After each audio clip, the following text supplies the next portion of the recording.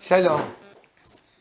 Nous attaquons avec la paracha de Trouma le troisième axe fondamental dans l'établissement de l'identité hébraïque, à savoir la sortie d'Égypte, avec effectivement donc, la constitution du peuple, à travers ces parachiotes de Vaïra, Bo, Béchalach, justement, qui vont invoquer la dimension de la sortie d'Égypte, puis la paracha de Yitro et de Mishpatim qui concerne le don de la Torah, donc le peuple, la Torah, et enfin, avec ces parachiotes Trouma et Tetzavé, qui sont les révélations d'Akadosh Baruch Hu dans justement ce peuple, à travers le Beth Amikdash, ou plus exactement, le Mishkan à l'époque, mais surtout la présence d'Akadosh Baruch Hu éternel en Eretz Israël.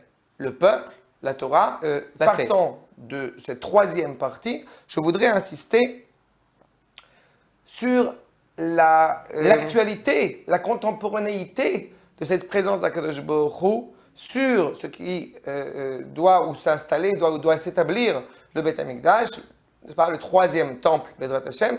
On se pose la question de temps en temps, est-ce que cela est d'actualité de construire le Beth Amikdash? Et à cette question-là, je crois que la réponse du Midrash, la réponse de Rashi sur où ont-ils trouvé ces bois de cèdre afin de construire le Mishkan, quand le peuple juif se trouve dans le désert et qu'il doit construire justement le Mishkan, un des ustensiles fondamentaux est effectivement l'utilisation du bois, de ce bois de cèdre, et on se pose la question, où a-t-il bien pu trouver ce bois?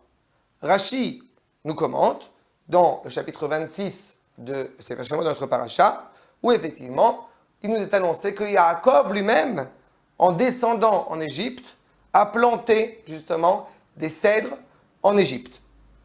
Alors qu'effectivement, a priori, on n'aurait pas trop l'habitude de planter des arbres en dehors d'Eretz Israël, nous juifs, pour ne pas y avoir un attachement, pour ne pas y avoir une responsabilité à l'égard de cet arbre, au moment où nous reviendrons en Eretz Israël. Mais justement, c'est exactement le projet de Yaakov. En plantant ces arbres en Égypte, l'objectif est fondamental.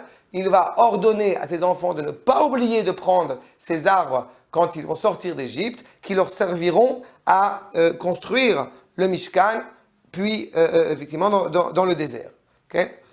She'atid Akadosh Baruch Hu letzavot otan la'asot Mishkan bamidbar me'atzei shitim ra'u sheyu mezumanim beyadechem. Voyez, le bois est déjà prêt pour que vous puissiez construire le Mishkan. Je voudrais insister sur cet élément a priori technique, sur les implications pédagogiques que cela porte en nous aujourd'hui.